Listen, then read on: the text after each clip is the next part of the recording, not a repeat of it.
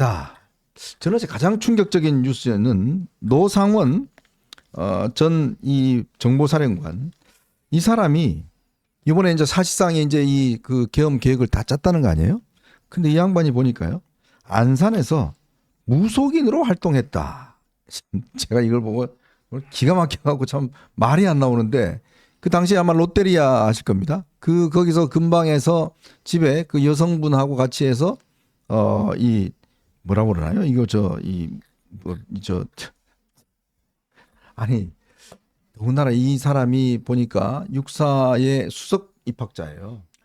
근데 그 당시에 이제 교육생 성추행 사건으로 1년 6개월 받아서 불명예 제대하고 난 다음에 안산에서 저렇게 점을 보고 있었더라고요. 근데 저 사람이 이번 계획의 핵심이었다고 그래요. 그러니까 뭐 점을 얼마나 잘 보는지는 모르겠지만 신발이 있었나? 자기 자신이 저렇게 구속될 줄도 몰랐던 겁니다.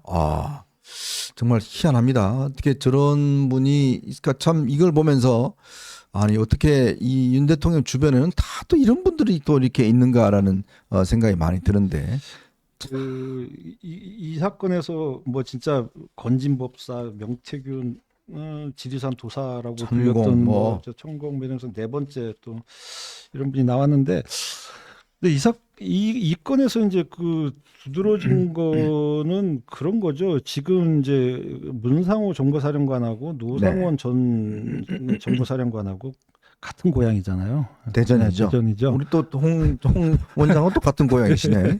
대전이죠. 네. 근데 대전만 하더라도 뭐 이제 경상도나 전라도보다 이제 인구가 많지 않기 때문에 네네. 같은 대전 출신이다. 그러면 고등학교가 달라도 네. 대학 다니면서 굉장히 친하게 네네네. 지내고 회사 와서 또 굉장히 친하게 지내고 그러니까 고등학교가 달라도 대전 출신이라는 것만 하나만 갖고도 뭐 저도 그런 경험이 많은데 네. 근데 그래서 그 어떤 이제 그 저기 지연으로 얽혀져 있다. 네. 네. 그리고 또 이게 뭐 처음에 뭐 충암파다. 그리고 또 뭐 김영현 장관과 연관된 용현파다. 네. 또 뭐 이런 어떤 이제 파벌이 만약에 있었다면 지금 이 문제에서 가장 많은 분들이 걱정하는 게 다 하나회 이후에 없어진 줄 알았던 군대 내의 사조직 문제를 지금 다 걱정하지 않습니까? 이 사조직이 하나에도 문제가 됐던 게 이제 뭐 그 당시 전두환 시절에 그 군부 독재의 이 굉장히 핵심 축을 장악했었기 때문에 그런 부분들을 걱정을 하는데 이게 우리가 모르던 사이에 이런 어떤 사조직이 이렇게 있었나? 그리고 이 민간인이 부르면은 현역 그 장군들 또 장교들이 이렇게 뭐 햄버거집에 모이고 뭐 어디 위수 지역 벗어나서 모이고 이래 왔나? 이거는 아마 이거는 진짜 다시는 우리가 이런 비극적인 계엄 사태를 안 막기 위해서라도 이거는 이런 군대 내 사조직 문제는 아주 철저하게 지금 이건 좀 확인해 봐야 될 부분이 아닌가 싶습니다. 자, 지금 이제 뭐 워낙 새로 나온 뉴스들이 많아서요. 제가 잠깐 정리해 드리면 윤 대통령이 국회 투입하는 계엄군들한테 4명이 1명씩 데리고 나와라. 구체적인 체포 방법까지도 지시했다는 거.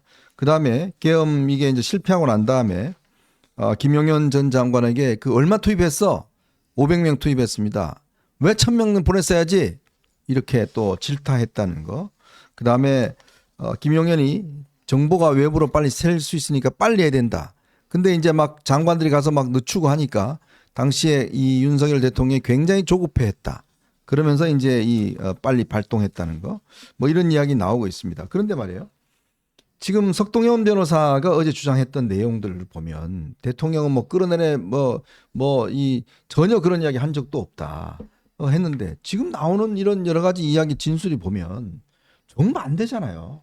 그러니까 석동현 변호사가 지금 뭐 윤 대통령의 선임된 변호인은 아니라고 하지만 사실상 뭔가 대변인격으로 지금 이야기를 하고 있잖아요. 그렇죠. 그런데 이 변호사들은 원래 1, 2년 차 전연차 때부터 트레이닝을 받을 때 네. 꼭 자신의 사수로부터 배우는 말이 있습니다. 음. 의뢰인의 말을 믿지 마라. 말을 믿지 마라. 왜냐하면 사람은 다 자기 유리한 것 위주로 이야기하게 되어 있습니다. 네네. 그러면은 자신의 의뢰인일지라도 그 말만 믿으면 안 되고 그 말에 의심이 가는 부분이 있으면 계속 똑똑 두드려보고 이런 것 있지 않냐 저런 것 있지 않냐 하면서 정확하게 사실관계를 파악하는 게 가장 먼저 해야 될 일이에요. 네네. 석동현 변호사께서도 뭐 법조인 생활을 오래 하셨으니까 그런 철칙을 모르지는 않을 텐데 지금 어제 언론을 통해서 한 이야기는 실제 지금 드러나고 있는 내용들과 너무 많이 달라요. 그렇죠. 왜냐하면은 당시에 그 체포 지시가 있었다고 하는 것은 굉장히 많은 경로로 이구동성으로 지금 관련자들이 이야기를 하고 있습니다. 자, 제가 한번 쭉 정리해 볼게요. 네. 홍장원 국정원 1차장. 네. 이건 첫 주 금요일에 6일에 이야기했죠. 윤 대통령으로부터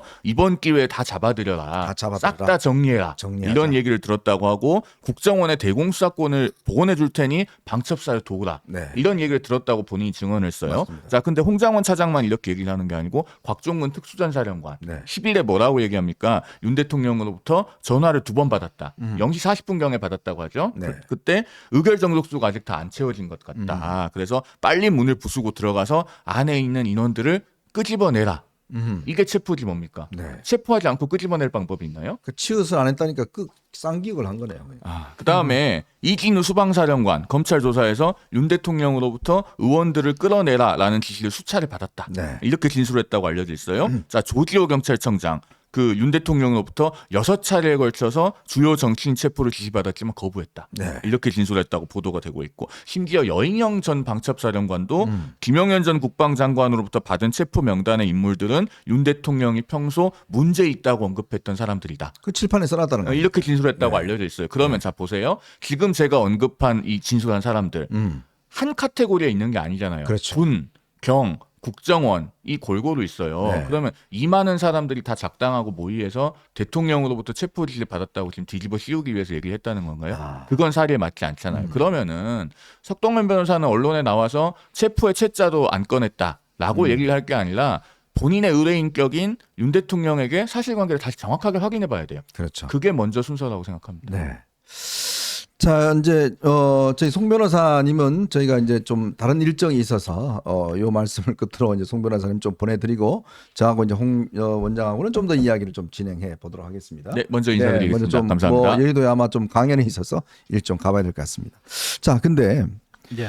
이 지금 대통령의 저 이야기가 결국은 지금 뭐 물론 뭐 본인의 어떤 앞으로의 어떤 사법적인 문제 때문에 저렇게 이야기한 걸로는 이해할 수 있겠지만 아니 근데 이렇게 되면 이 자기를 따랐던 그 많은 지금 부하들 군인들 이 사람들이 법정에 가서 전부 다 대통령의 주장하고 싸워야 되는 상황이잖아요. 그렇죠. 네. 아니 근데 이거를 어떻게 정말 감당하려고 왜냐하면 지금 군이나 경찰이나 이런 분들은요 이거 하면 이등병으로 강등이 됩니다.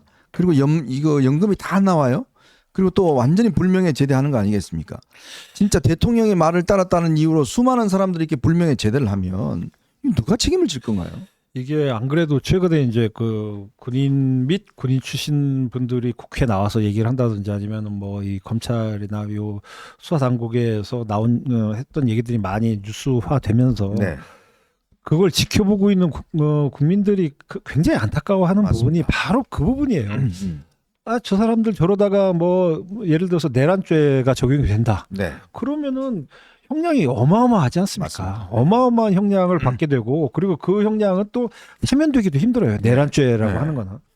그리고 또 이제 방금 말씀하신 대로 이분들은 사실 뭐 장군 정도 뭐 영관급 정도 되면 박봉이라 하긴 뭐해도 그래도 나름대로 이제 이 평생 군에서 종사를 하면서 연금 하나 바라보고 맞아요. 이랬던 네. 분들이 뭐 한둘이겠습니까? 근데 이게 다 박탈이 된다. 네. 그러면 인생이 나락으로 가는 거죠. 근데 이제 아까 잠깐 그 얘기 나왔던 이제 그 노상원 전 정보사령관 네. 같은 경우도 불미스러운 일로 그 제대를 했잖아요. 그렇죠. 그래서 연금을 못 받는 분이다. 네. 그래서 이제 뭐 호구지책으로 이제 그걸 했다. 점을 봤다. 뭐 그런 얘기도 있어요. 그런 얘기도 있는데 어쨌든 제 주변에서도 보면은 이 공무원분들이나 이제 군인분들은 그게 가장 큰 문제인데 네. 이게 결국은 명령을 받다 보니까 이런 맞습니다. 이제 네네. 문제가 됐는데 네. 그럼 이게 명령이 아니다. 그러면 체포라는 말 안 했으면은 이 군인들이 자의적으로 가서 일을 네. 했다라고 하는 건 상상하기가 힘들지 않습니까? 그럼요. 이게 예. 군인들도 판단할 거 아닙니까? 이게 지금 내가 불법을 하면 어떤 결과가 나올지를 뻔히 알면서도 사실은 대통령의 명령이니까 억지로 이제 따랐던 것일 밖에 없는데 참 그런 상황에서 2시간짜리 내란이 어딨냐고 그러지만 아니 2시간 만에 국회가 그렇게 끝냈으니까 천만 다행이지. 그걸 대통령이 2시간 시간 정해놓고 개엄한 거 아니잖아요. 그러니까 저는 저번 사건을 보면서 느낀 게 이게 군인들이 그 대통령 이하 이 명령 체계를 안 따랐어도 문제고 그렇죠. 따랐어도 문제다. 이게 지금 따르다가 만 거잖아요. 지금 네. 말았는데도 이 정도 그게 있는데 그럼 아예 출동을 안 했다? 그럼 그 명령 체계가 완전히 무너져 있다? 그럼요. 그럼 그것도 문제다. 네. 그것도 문제고. 그러면 이제 이 그 군대의 전반적인 명령 체계와 이 그 시스템을 새로이 이제 이걸 만들어 가기가 너무 어렵잖아요. 야, 네. 이건 말도 안 되는 계엄은 너희는 따르면 안 돼. 아, 잘못하면 내란죄 걸려. 근데 그걸 가려가면서 명령을 받아야 됩니까? 네. 그럴 수도 없는 조직이잖아요. 그렇죠. 근데 이제 이게 아까도 처음에 잠깐 얘기하셨지만은 송 변호사 같은 분은 그 연배가 그래서 이제 계엄을 못 봤다 그러지만은 뭐 우리는 봤잖아요. 네, 봤죠. 학생 때 봤잖아요. 근데 그때 볼 때 보면은 저런 식으로 어떤 국내 문제를 갖고 계엄하는 거는 앞으로는 우리나라 내 죽을 때까지는 없을 거다라고 글쎄 말입니다. 믿었고요.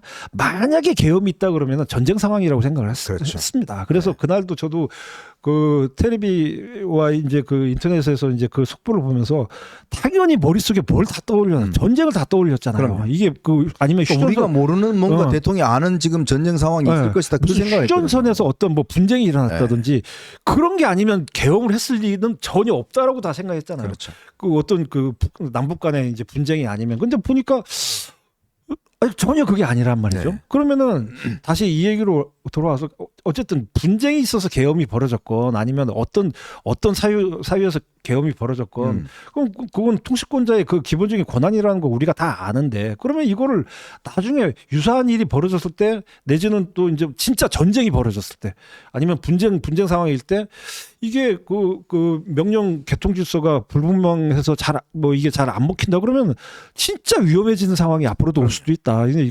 양치기 소년되는 그렇죠. 거예요. 양치기 소년. 그래서 이번에 보니까 이거는 양치기 소년될 가능성이 너무 많다. 그래서 이 군대의 시스템을 새로 만들기 위해서는 상당히 참 그 노력을 앞으로 또 다시 또 이걸 잘 정비를 해야겠구나 그런 생각이 듭니다. 참 저는 지금도 아직 꿈속을 헤매고 있는 것 같습니다. 이게 현실이 아니었으면 하는 바람들을 지금도 저는 계속 이렇게 되뇌이고 있습니다. 근데 지금 정말 우리 보수가 살기 위해서는요. 이런 부분에 대해서 분명하게 선을 긋고 가야 됩니다. 분명하게 이거는 잘못됐다라고 이야기를 하고 선을 긋고 가야지만이 보수가 새롭게 살아날 수 있는 길이 생기는데요. 그러지 않고 지금 뭐 비대위 만든다고 뭐라 그러는데 제가 거듭 말씀드리지 않습니까? 뭘 하려고 하는 비대위죠? 아니 그러면 윤 대통령 뒷받침하는 비대위를 만들 건가요? 그러면 과연 국민들이 지지를 할까요? 지금 한번 지지율 한번 보십시오. 그러면 그냥 보수는 끝나는 겁니다. 윤 대통령과 함께. 근데 그런 이야기를 했다고 배신자라고 그러면 도대체 제가 누구를 배신한 거예요? 제가 뭐 윤 대통령을 배신한 건가요? 국민을 배신하면 안 되는 거거든요. 진짜 국민에 대한 배신자가 누굽니까? 정말 국민을 배신한 자, 그거를 우리가 정확히 지적하고 그걸 지적을 해야지. 우리가 뭐 조폭 사회도 아니고 뭐 윤 대통령의 평생 예를 들어서 우리가 무슨 뭐 모시는 무슨 그런 것도 아니고 윤 대통령에게 반기를 들었다 비판했다고 해서 배신자로 이야기한다? 저는 그거는 받아들일 수 없습니다. 정말 우리가 이 시점에 누구와 함께 할 것인지 그 부분을 좀 더 명확하게 하자라고 말씀을 드릴 것 같습니다. 저 지금도 아직까지 미몽에서 깨어나지 못하고 윤 대통령 잘했다 제2의 계엄하자 이렇게 떠드는 자들을 우리는 절대 용납할 수가 없습니다.